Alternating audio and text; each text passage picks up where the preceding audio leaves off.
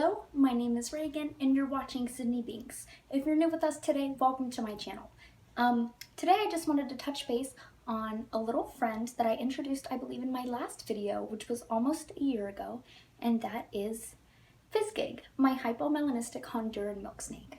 I wanted to provide a simple care video and just some facts about these gorgeous snakes. Look at him. This information does not apply to all milk snakes. You have Pueblans, you have Nelson's milk snakes, all of those different kinds. This is specifically for the Honduran, but it is very similar. So we'll get started. So the milk snake is a type of king snake actually, and it is fossorial, which means that it spends the majority of its life underground.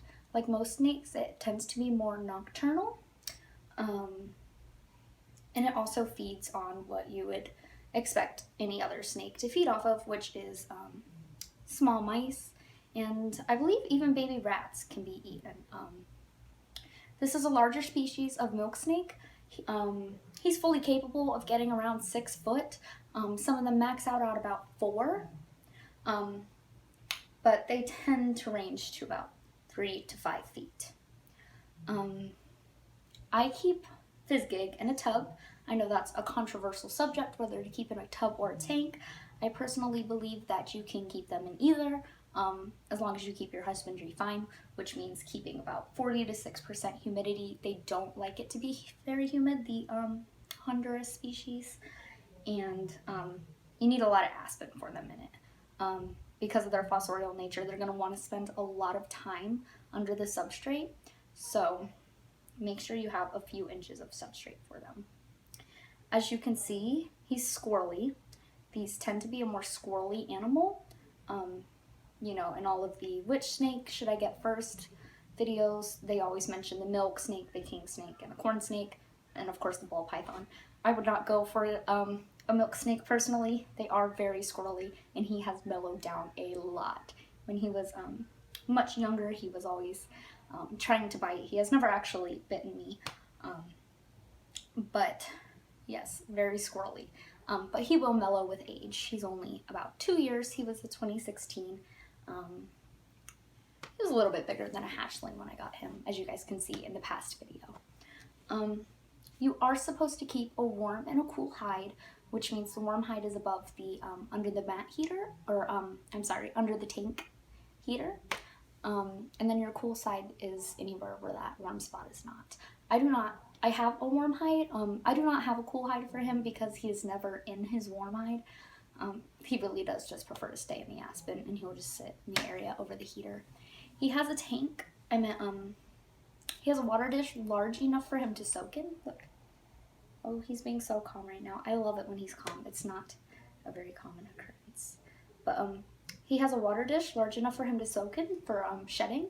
And then during the shedding phase, you'll see he'll turn blue.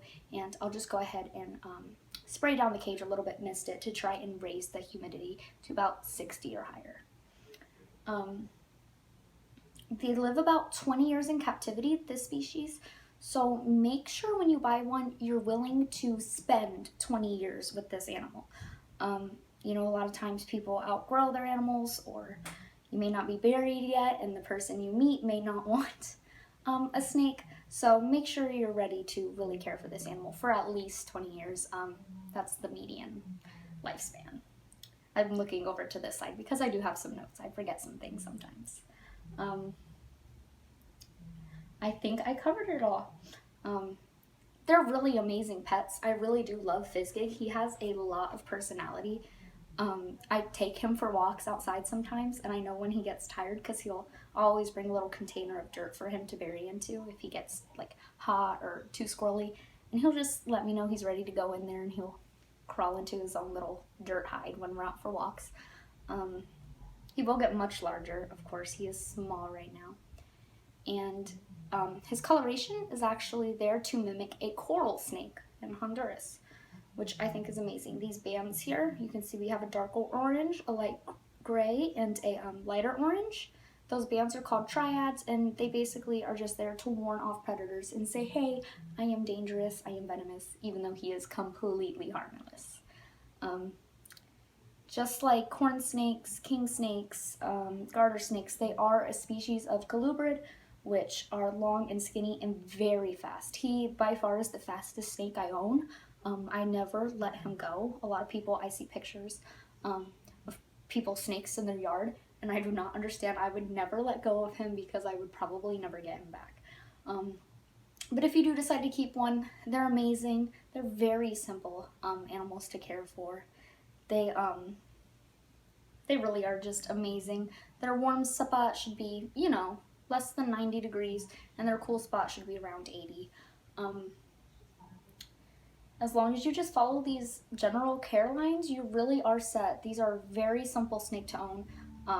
You know, don't think that they're easy. You can't just put it in a tub and expect it to live.